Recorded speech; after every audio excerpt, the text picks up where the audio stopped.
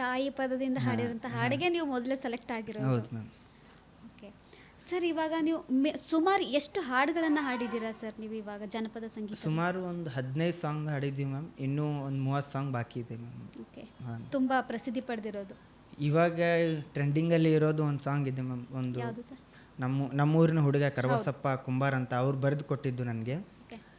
ಇವಾಗ ಎಲ್ಲೋದ್ರೂ ಕಾರ್ಯಕ್ರಮಗಳಿಗೆ ಇದು ಸಾಂಗ್ ಹಾಡೇಬೇಕು ಮ್ಯಾಮ್. ಅದೊಂದು ಸಾಂಗ್ ಇದೆಯಲ್ಲ ಸರ್ ನಿಮ್ಮದು, ಕಾಡಿಬೇಡಿ. ಈ ಇನ್ಸ್ಟಾಗ್ರಾಮಲ್ಲಿ 10 ಮಿಲಿಯನ್ ವ್ಯೂಸ್ ಆಗಿದೆ ಮ್ಯಾಮ್ ಇನ್ಸ್ಟಾಗ್ರಾಮಲ್ಲಿ. ಆ್ಯಂಡ್ ಯೂಟ್ಯೂಬಲ್ಲಿ 4 ಮಿಲಿಯನ್ ವ್ಯೂಸ್ ಆಗಿದೆ. ಹೌದು ಹೌದು, ಪ್ರತಿಯೊಬ್ಬರು ಬಾಯಲ್ಲಿ ಅದೊಂದು ಸಾಂಗ್ ಕೇಳ್ತಿರ್ತೀವಿ. ಅಂದರೆ ಉತ್ತರ ಕರ್ನಾಟಕ ಸಾಂಗ್ ಅಂದರೆ ಅದೇ ಓಕೆ. ಇವಾಗ ತುಂಬ ಅದನ್ನು ಜಾಸ್ತಿ ಜನ ಕೇಳ್ತಿರೋದು, ಬಾಯಲ್ಲಿ ಅದೇ ಒಂದು ಜಾಸ್ತಿ ಹಾಡ್ತಿರ್ತಾರೆ ಇವಾಗ. ಅದೊಂದು ಆ ಹುಡುಗ ನಾನು ಈ ಸಾಂಗ್ ಕೊಟ್ಟರು ಒಂದು ಭಾವ ತುಂಬಿ ಹಾಡಿದೆ ಮ್ಯಾಮ್. ಈ ಸಾಂಗ್ನ ಒಂದು ಮಟ್ಟಕ್ಕೆ ಹೋಗ್ಬೇಕಂತ ಹೇಳಿ ಏನು ಮಾಡಿದೆ, ಕಾರಲ್ಲಿ ಸುಮ್ಮನೆ ಒಂದು ಶೋಗೆ ಹೋಗುವಾಗ ಕಾರಲ್ಲಿ ಹಾಡ್ಕೊತ ಹಾಡಿದೆ ಮ್ಯಾಮ್. ಅದು ನೆಕ್ಸ್ಟ್ ಡೇ 24 ಅವರ್ಸಲ್ಲಿ ನೋಡಿದ್ರೆ 5 ಮಿಲಿಯನ್ ವ್ಯೂಸ್ ಆಗಿತ್ತು ಮ್ಯಾಮ್ ಅದು. ಇವಾಗ ಅದನ್ನು ನಾ ಮುಂದೆ ಹಾಡ್ಬೋದಾ? ಕಾಡಿಬೇಡಿ ಪ್ರೀತಿ ಮಾಡಿನಿ ಗೆಳತಿ ನಾನಿನ್ನ, ಕಾಡಿಬೇಡಿ ಪ್ರೀತಿ ಮಾಡಿನಿ ಗೆಳತಿ ನಾನಿನ್ನ, ಮರೆದುಲ ಗೆಳತಿ ಸಾಯುತನ ನೀ ನನ್ನ ಜೀವನ, ನಾನಿನ ಸ್ವಾದರ ಮಾವನ ನನ್ನ ಮುದ್ದಿನ ಸೊಸೆ ನೀನ, ನಾನಿನ ಸ್ವಾದರ ಮಾವನ ನನ್ನ ಮುದ್ದಿನ ಸೊಸೆ ನೀನ. ಈ ಲೈನ್ ತುಂಬ ಚೆನ್ನಾಗಿದೆ. ನಾನು ಕೂಡ ಹಾಡ್ತಿರ್ತೀನಿ, ಯಾವಾಗಲೂ ಓಡಾಡ್ತಾ ಹಾಡ್ತಿರ್ತೀನಿ. ತುಂಬ ಪ್ರಸಿದ್ಧಿ ಪಡೆದಿದೆ ಇದು ತುಂಬ ಸಾಂಗು. ಸರ್, ಇವಾಗ ನಿಮ್ಮ ಸ್ಟಡಿ, ಇವಾಗ ನೀವು ಸಿಂಗರ್ ಆಗಿದ್ದೀರಾ, ನಿಮಗೆ ಓದಿನ ಕಡೆ ಯಾಕೆ ಒಲವಾಗಲಿಲ್ಲ ಜಾಸ್ತಿ? ಅಂದರೆ ಇವಾಗ ಫ್ಯಾಮಿಲಿ ಬ್ಯಾಕ್ಗ್ರೌಂಡಲ್ಲಿ ನಿಮ್ಮ ಅಪ್ಪ ಬಿಟ್ಟಾದ ತಕ್ಷಣ ನಿಮ್ಮ ತಾಯಿ ಒಬ್ಬರೇ ನೋಡ್ಕೊಂಡು ಹೋಗ್ತಾ ಇರ್ತೀರೋ, ಓದೋದು ಕಷ್ಟ ಆಯಿತಾ? ಯಾವ ರೀತಿ? ಇಲ್ಲ, ಓದೋಕ್ಕಂತೂ ಸಪೋರ್ಟ್ ಮಾಡಿದ್ರು ಮ್ಯಾಮ್. ನಾನೇನು ಮಾಡಿದೆ, ನನ್ನ ಸಂಗೀತ ಆಯ್ಕೆ ಮಾಡಿದೆ. ಬಟ್ ನನ್ನ ಸಂಗೀತ ಅಂದ್ರೆ ಹುಚ್ಚ ಹೆಂಗಂದರೆ, ಇವಾಗ ಯಾವುದೇ ಒಂದು ಹೆಣದ ಹತ್ರ ಟಮಟೆ ಬರೆಸ್ತಾರಲ್ಲ, ಅಲ್ಲಿ ಹೋಗಿ ಕುಣಿತಿದ್ದೆ ಮ್ಯಾಮ್ ಸುಮ್ಮನೆ. ಅದೊಂದು ಟಮಟೆ ಸಂಗೀತ ಬೇರೆಯೇ. ಒಟ್ಟು ಏನು ಸಂಗೀತ ಹುಚ್ಚು ಮ್ಯಾಮ್, ಫುಲ್ ಹುಚ್ಚು. ನಾನು ಓದೋದೇ ಬಿಟ್ಬಿಟ್ಟೆ, ಸಂಗೀತನೇ ಧ್ಯಾನ ಮಾಡಿದೆ. ಈಗ ಸಂಗೀತದಿಂದ ನಾನು ಹೊಟ್ಟೆ ತುಂಬಿಸ್ಕೊತಾ ಇದ್ದೀನಿ ಮ್ಯಾಮ್ ಅಷ್ಟೇ. ಸರ್, ಇವಾಗ ನೀವು ಸುಮಾರು ಒಂದು 30 ಸಾಂಗ್ಗಳಿಗೆ ಹಾಡೋದಿದೆ ಅಂತ ಹೇಳಿದ್ರೆ, ಅದರಲ್ಲಿ 15 ಸಾಂಗ್ ಇವಾಗ ಆಗಿರೋದು. ಸರ್, ನೀವು ಮರಾಠಿ ಸಾಂಗ್ ಆಡ್ತೀರಾ, ಹಿಂದಿ ಸಾಂಗ್ ಆಡ್ತೀರಾ? ಅದರಲ್ಲಿ ಹಿಂದಿಯಲ್ಲಿ ಯಾವುದಾದ್ರೂ ಒಂದು ಸಾಂಗ್ ನಿಮ್ಮದು ತುಂಬ ವೈರಲ್ ಆಗಿರ್ತಕ್ಕಂಥ ಹಾಡು ಯಾವುದಾದ್ರೂ ಇದ್ದರೆ? ಹಿಂದಿಯಲ್ಲಿ ಅಂದರೆ ಫಿಲ್ಮ್ ಸಾಂಗ್ ಹಾಡಿದ್ದೆ ಮ್ಯಾಮ್ ಜಾಸ್ತಿ. ಹಾಡಿ, ನಡೆಯುತ್ತೆ. ಫಿಲ್ಮ್ ಸಾಂಗಲ್ಲಿ ಹಳೆಯ ಸಾಂಗ್ ಇದು. और इस दिल में क्या रखा है, तेरा ही दर्द छुपा रखा है, तेरा ही दर्द छुपा रखा है. ಹೀಗೆ ಸುಮಾರು ಹಿಂದಿ ಗೀತೆಗಳು, ಕಿಶೋರ್ ಕುಮಾರ್ ಆಗಲಿ, ಹಳೆ ಆರ್ಟಿಸ್ಟ್ ಅವ್ರ ಸಾಂಗ್ ತುಂಬ ಇಷ್ಟ ನನಗೆ. ಸರ್, ಇವಾಗ ನೀವು ಕೆಲವೊಂದು ಸಂಗೀತವನ್ನು ಹಾಡ್ತಿರ್ಬೇಕಾದ್ರೆ ನಿಮಗೆ ಮೊದಲು ಹೋಗಿ ನಿಮ್ಮ ಮಾಮೂರೇ ಪರಿಚಯ ಮಾಡಿಕೊಟ್ರು ಅಂತ ಹೇಳಿದ್ರಿ. ಸೊ ಇವಾಗ ಸ್ಟಾರ್ಟಿಂಗ್ ಅಂದ ತಕ್ಷಣ ನಿಮಗೆ ತುಂಬ ಅಂದರೆ ತುಂಬ ಕೆಲಸ ಮಾಡಿಸ್ಕೊತಾರೆ. ಇವಾಗ ಯಾವುದೋ ಒಂದು ಕೆಲಸಕ್ಕೆ ಹೋಗಲಿ, ಸ್ಟಾರ್ಟಿಂಗ್ ಅಂದಮೇಲೆ ಪರಿಚಯ ಯಾವುದೂ ಗೊತ್ತಿರಲ್ಲ ನಮಗೆ.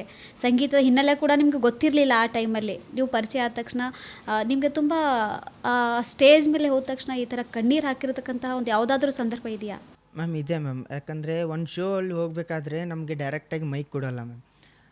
ಅಲ್ಲಿ ಸೌಂಡ್ ಸಿಸ್ಟಮ್ ಆಗಲಿ, ಮಿಕ್ಸರ್ಗಳಾಗಲಿ, ಏನೇ ಒಂದು ಆ್ಯಕ್ಟಿವಿಟೀಸ್ ಆಗಲಿ ನಾನು ಎತ್ಕೊಂಡು ಹೋಗ್ಬೇಕಾಗುತ್ತೆ ಮ್ಯಾಮ್.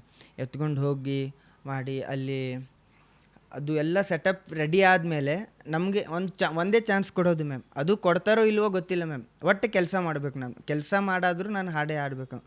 ಆಮೇಲೆ ಒಂದು 3-4 ವರ್ಷ ಮಾಡಿದೆ ಮ್ಯಾಮ್. ನಾನು 4 ವರ್ಷ ಆದಮೇಲೆ ಒಂದೊಂದು ಸಾಂಗ್ ಕೊಟ್ಟರು. ಒಂದೊಂದು ಸಾಂಗ್ ಕೊಟ್ಟ ಮೇಲೆ ನನ್ನಿಂತ ಅವ್ರು ಬಳಸ್ಕೊಂಡ್ರು ಮ್ಯಾಮ್. ನನಗೆ ಬಳಸ್ಕೊಂಡ್ರು. ಯಾವಾಗಲೂ ಬಳಸ್ಕೊಂಡಾದ್ಮೇಲೆ ಅವರಿಗೆ ಜಾಸ್ತಿ ರಿವ್ಯೂ ಬರ್ತಾಯಿತ್ತು. ಆಮೇಲೆ ನೆಕ್ಸ್ಟ್ ಕೊಡ್ತಾಯಿದ್ರು. ಒಂದು 4 ವರ್ಷ ಕಷ್ಟಪಟ್ಟೆ ಮ್ಯಾಮ್ ನಾನು ಪಬ್ಲಿಕ್ ಸಿಟಿ ಒಳಗಡೆ. ಸರ್, ಸ್ಟಾರ್ಟಿಂಗ್ ಏನು ಪೇಮೆಂಟ್ ಇರುತ್ತೆ? ಇವಾಗ ಮದುವೆ ಸಮಾರಂಭಗಳಲ್ಲಿ ಹಾಡ್ತೀರಾ, ಯಾವುದಾದ್ರೂ ತೊಟ್ಟಲು ಕಾರ್ಯಕ್ರಮಕ್ಕಾಗಲಿ, ಯಾವುದಾದ್ರು ಎಂಗೇಜ್ಮೆಂಟ್ ಕಾರ್ಯಕ್ರಮಕ್ಕಾಗಲಿ, ಈ ರೀತಿಯಾಗಿ ಸಾಂಗ್ಗಳನ್ನು ಹಾಡ್ತೀರಾ? ಸ್ಟಾರ್ಟಿಂಗಲ್ಲಿ ಪೇಮೆಂಟನ್ನು ಕೊಟ್ಟಿಲ್ಲ ಮ್ಯಾಮ್. ನನಗೆ 4 ವರ್ಷ ಆದರೂ ಪೇಮೆಂಟ್ ಕೊಟ್ಟಿಲ್ಲ ಮ್ಯಾಮ್. ಎಷ್ಟು ಪೇಮೆಂಟ್ ತೊಗೋತಿದ್ರೆ? ಇವಾಗ ಸ್ಟಾರ್ಟಿಂಗ್ ನಿಮಗೆ 4 ವರ್ಷ ನಿಮ್ಗೆ ಪೇಮೆಂಟ್ ಇರಲಿಲ್ಲ, ಆಮೇಲೆ ಆದ ತಕ್ಷಣ 150 ನಿಮಗೆ ಪೇಮೆಂಟ್ ಮಾಡ್ತಿದ್ರು. ಸೊ ಇವಾಗ ನಿಮ್ಮ ಸಾಂಗ್ಗಳು ತುಂಬ ವೈರಲ್ ಆಗ್ತಾ ಇದೆ, ತುಂಬ ಜನ ನಿಮ್ಗೆ ಕರೀತಾ ಇದ್ದಾರೆ. ಹೇಗೆ ಅನ್ನಿಸ್ತಾ ಇದೆ ಸರ್ ಇವಾಗ ನಿಮಗೆ?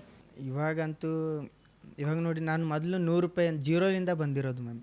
ಇವಾಗ 100ರಿಂದ ಇವಾಗ 20-25,000 ಒಂದು ಶೋ ಕೊಡ್ತಾರೆ ಮ್ಯಾಮ್. ಇವಾಗ ಅಂದರೆ ಮನುಷ್ಯನಿಗೆ ಕಷ್ಟ ಎಷ್ಟು ಬರುತ್ತೋ ಅಷ್ಟು ಸುಖವಾಗಿರ್ತಾನೆ ಅಂತ ನಾನು ಪ್ರೂಫಾಗಿ ಹೇಳ್ತೀನಿ ಮ್ಯಾಮ್, ಅಷ್ಟೇ. ಅದಕ್ಕೆ ಬಿಟ್ಟು ಏನಿಲ್ಲ. ಈ ಒಂದು ಕಾರ್ಯಕ್ರಮದ ಮೂಲಕ ನೀವು ಆಡಿಯನ್ಸ್ಗೆ ಹೇಳ್ಕೊಬೋದು. ಯಾವ ರೀತಿ ಅಂದರೆ ಇವಾಗ ನೀವು ಒಂದು ಕಾರ್ಯಕ್ರಮಕ್ಕೆ ಹೋಗಬೇಕಾದ್ರೆ ಒಂದು ಆರ್ಕೆಸ್ಟ್ರಾ ಅಂದರೆ ನಿಮ್ಮದೊಂದು ತಂಡ ಇರುತ್ತೆ, ತಂಡದ ಓನರಿಗೆ ಕರೆ ಮಾಡಿ ಅವರು ನಿಮ್ಮನ್ನು ಬುಕ್ ಮಾಡಬೇಕಾಗತ್ತೆ. ಸೊ ನೇರವಾಗಿ ನೀವೇ ಕೂಡ ವೀಕ್ಷಕರಿಗೆ ಹೇಳ್ಕೊಳ್ಳಿ, ನಿಮ್ಮ ನಂಬರ್ ಕೊಡಿ, ಡೈರೆಕ್ಟ್ ನಿಮಗೆ ಕಾಂಟ್ಯಾಕ್ಟ್ ಮಾಡ್ತಾರೆ. ದಯಮಾಡಿ ಹೇಳ್ತೀನಿ, ನಿಮ್ಮ ಆರ್ಗನೈಸರ್ಸ್ಗಳು ನಂಬರ್ ಇರಲಿಲ್ಲ ಅಂದರೆ ಡೈರೆಕ್ಟಾಗಿ ನನಗೆ ಡಿ ಎಮ್ ಮಾಡಿ, ನಂಬರ್ ಇರುತ್ತೆ ಇನ್ಸ್ಟಾಗ್ರಾಮಲ್ಲಿ, ಮೆಸೇಜ್ ಮಾಡಿ ಡೈರೆಕ್ಟಾಗಿ ನಿಮ್ಗೆ ಏನೇ ಶೋ ಇದ್ದರೂ ನಾನು ಖಂಡಿತವಾಗ್ಲೂ ಬರ್ತೀನಿ. ಇಷ್ಟು ಹೇಳೋಕ್ಕೆ ಇಷ್ಟಪಡ್ತೀನಿ. ಓಕೆ ಸಂದೇಶ್ ಅವರೇ, ಇವಾಗ ನಿಮ್ದು ಇವಾಗಿನ ಪಯಣಕ್ಕಿಂತ ಮೊದಲನೇ ಪಯಣ ಅಂದರೆ ನೀವು ಸೊಲ್ಲಾಪುರದಲ್ಲಿದ್ದಿರಿ, ತುಂಬ ಚಿಕ್ಕವರಿದ್ರಿ, ಆವಾಗ ಅಲ್ಲಿಂದ ನಿಮ್ಮ ಜರ್ನಿ ಕಡ್ಗಂಚಿಗೆ ಬರೋವರೆಗೂ ಯಾವ ರೀತಿ ಆಗಿತ್ತು ಗುಲ್ಬರ್ಗ? ಮ್ಯಾಮ್, ನಾನು ಅಲ್ಲಿರುವಾಗ ನಾನು ಏನು ನಮ್ಮ ತಂದೆ ತಾನೇ ನೋಡ್ತಿದ್ದೆ ಬರೀ ಮ್ಯಾಮ್. ನಮ್ಮ ತಂದೆನೇ ಅದು ಏನಂದ್ರೆ ಗೊತ್ತಿಲ್ಲ. ನಮ್ಮ ತಂದೆ, ನಾನು ಅಂದ್ಕೊಂಡೆ ನಮ್ಮ ತಂದೆ ಹೆಗಲ ಮೇಲೆ ಕೂತ್ಕೊಂಡು ಪ್ರಪಂಚ ತೋರಿಸ್ತಾರೆ ಅಂತ ನಾನು ಮಾಡ್ಕೊಂಡೆ. ಬಟ್ ಅದು ಪ್ರಪಂಚ ತೋರಿಸ್ಲಿಲ್ಲ, ನಮಗೆ ಕಷ್ಟಪಟ್ಟು ಪ್ರಪಂಚ ನೋಡ್ದಂಗೆ ಆಯಿತು ಮ್ಯಾಮ್. ನಮ್ಗೆ ಅವಾಗ ಏನೂ ತಿಳಿತಿದ್ದಿಲ್ಲ. ಬರ್ತಿದ್ರು, ಕುಡ್ತಿದ್ರು, ನಮಗೂ ಹೊಡಿತಿದ್ರು, ನಮ್ಮ ತಾಯಿನೂ ಹೊಡಿತಿದ್ರು. ಬಟ್ ಏನು ಮಾಡ್ತಿದ್ರು, ನಾವು ಅದೇ ನೋಡ್ಕೊಂಡು ಬಂದು ಬೆಳೆದಿದ್ವಿ. ಬಟ್ ನಮ್ಮ ತಾಯಿ ಹತ್ರ ಒಂದು ಏನು ಇಷ್ಟಪಡ್ತೀನಿ ಅಂದರೆ, ನಾವು ಕಣ್ಣಿಗೆ ಕಾಣದೇ ಇರೋ ದೇವರನ್ನು ಭಕ್ತಿಲಿಂದ ಪೂಜೆ ಮಾಡ್ತೀವಿ ಮ್ಯಾಮ್. ಬಟ್ ನಮ್ಮ ಕಣ್ಣಿಗೆ ಕಾಣ್ತದೆ ನಮ್ಮ ತಾಯಿ, ಅವ್ರನ್ನ ಎಷ್ಟು ಪ್ರಾಣಕ್ಕಿಂತ ಪೂಜಿಸ್ತೀವಿ ಮ್ಯಾಮ್. ಅದೇ ಇನ್ನೂ ಅವ್ರ ಸಲುವಾಗಿ ನಮ್ಮ ಪ್ರಾಣ ಕೊಡೋಕ್ಕೂ ರೆಡಿ ಇದ್ದೀನಿ ಮ್ಯಾಮ್. ಇಂತಹ ಸಂದರ್ಭ ನಿಮ್ಮ ತಂದೆ ನೆನೆಸ್ಕೊಂಡು ಆಗಲಿ, ಅಂದರೆ ಇಂಥ ಕಷ್ಟದ ಸಂದರ್ಭದಲ್ಲಿ ನಿಮ್ಮ ತಂದೆ ನೆನೆಸ್ಕೊಂಡು, ಅಂದರೆ ನಿಮಗೆ ಇವಾಗ ಸ್ಟಾರ್ಟಿಂಗ್ ಜಾಬ್ಗೆ ಸೇರಿದ ಮೇಲೆ ನಿಮಗೆ ತುಂಬ ಅಕ್ರೂರವಾಗಿ ನಡ್ಸ್ಕೊಳ್ತಿದ್ರು, ತುಂಬ ಕೆಲಸಕ್ಕೆ ಪೇಮೆಂಟ್ ಕೊಡ್ತಾ ಇರಲಿಲ್ಲ. ಅಂಥ ಸಂದರ್ಭದಲ್ಲಿ ನಿಮಗೆ ಕಣ್ಣೀರು ಹಾಕಿರ್ತಕ್ಕಂಥ ಸಿಚುವೇಶನ್ ಏನಾದರೂ ಇದೆಯಾ? ಈ ರೀತಿ ಎಲ್ಲ ನೆನೆಸ್ಕೊಂಡು, ಅಂದರೆ ಇವಾಗ ಹೇಳ್ತಾರೆ ಒಬ್ಬ ಮಗನಾಗಲಿ ಮಗಳಾಗಲಿ ಹಿಂದೆ ತಂದೆ ಇರಬೇಕಂತ ಹೇಳ್ತಾರೆ. ನಾನು ಕಣ್ಣೀರು ಬರೋದು ಯಾವಾಗ ಅಂದರೆ, ಒಂದು ತಾಯಿ ಮೇಲೆ ಹಾಡು ಹಾಡುವಾಗನೇ ಆ ಭಾವ ತುಂಬಿ ಹಾಡ್ತೀವಲ್ಲ, ಎಲ್ಲ ಬಂದಿರುತ್ತೆ ಮ್ಯಾಮ್ ಅದರಲ್ಲಿ. ಹೌದು, ಅದು ಒಂದು ಅದು ತಾಯಿ ಮೇಲೆ ಹಾಡಾದ್ಮೇಲೆ ಕಣ್ಣೀರು ಬರುತ್ತೆ ಮ್ಯಾಮ್. ಯಾಕಂದರೆ ಅದ್ರ ಒಳಗಡೆ ಎಲ್ಲ ಇಳಿದು ಬಿಡ್ತೀವಿ ನಾವು. ಯಾಕಂದರೆ ಆ ಹಾಡುವಾಗ ನೆನಪು ಬಂದೇ ಬರುತ್ತೆ. ಅವಾಗ ನಾನು ಅದು ಬಂದೇ ಬರುತ್ತೆ ಮ್ಯಾಮ್. ಅದು ನಾನು ಯಾವಾಗಲೂ ಮರೆಯಲ್ಲ ಮ್ಯಾಮ್. ತುಂಬ ಸಂಗೀತದಲ್ಲಿ ತುಂಬ, ಅಂದರೆ ಗಾಯಕರಾಗಿ ಉತ್ತರ ಕರ್ನಾಟಕದಲ್ಲಿ ತುಂಬ ನೀವು ಹೆಸರು ಮಾಡಿದ್ದೀರಾ ಇವಾಗ. ಸೊ ನೀವು ಒಂದು ಆಡಿಷನ್, ಇವಾಗ ಸರಿಗಮಪ ಆಗಲಿ ಒಂದು ಶೋಗಳು ಬರ್ತಿರ್ತವೆ, ನೀವು ಆಡಿಷನ್ ಕೊಟ್ಟಿಲ್ವಾ? ಮ್ಯಾಮ್, ನಾನು 8-9 ಸಲ ಆಡಿಷನ್ ಕೊಟ್ಟಿದ್ದೆ ಮ್ಯಾಮ್. ಅದರಲ್ಲಿ 8 ಸಲ ನಾನು ಆಡಿಷನಲ್ಲಿ ಸೆಲೆಕ್ಟ್ ಆಗಿದೆ ಮ್ಯಾಮ್. ನಂಗೆ ಮೆಗಾ ಆಡಿಷನಲ್ಲಿ ಒಯ್ತಾರೆ, ಬಟ್ ಮತ್ತೆ ಆಚೆ ಕಳಿಸ್ತಾರೆ. ಅದು ಏನಿದೆ ಗೊತ್ತಿಲ್ಲ, ಅವ್ರಿಗೆ ಗೊತ್ತು. ಆಡಿಷನ್ ಸೆಲೆಕ್ಷನ್ ಆಗ್ತೀನಿ, ನೀವು ಬನ್ನಿ ಬೆಂಗಳೂರಿಗೆ ಬನ್ನಿ, ಆಡಿಷನ್ ಕೊಡಿ, ಮೆಗಾ ಆಡಿಷನ್ ಸೆಲೆಕ್ಷನ್ ಆಗಿದ್ದೀರಾ ಅಂತಾರೆ. ಮತ್ತು ಅಲ್ಲಿ ಆಡಿಷನ್ ಕೊಡ್ತೀನಿ, ಬೆಟರ್ ಲಕ್ ನೆಕ್ಸ್ಟ್ ಟೈಮ್ ಅಂತಾರೆ. ನಾನು ಹಾಗೆ ಬಂದುಬಿಡ್ತೀವಿ. ಬಟ್ ಅವ್ರು ಅಲ್ಲಿ ಏನಿದೆ ನಂಗೆ ಗೊತ್ತಿಲ್ಲ ಮ್ಯಾಮ್. ನಾವು 8 ಸಲ ಆಯ್ಕೆ ಆಗಿದ್ದೆ ಸರ್ ಮ್ಯಾಮ್.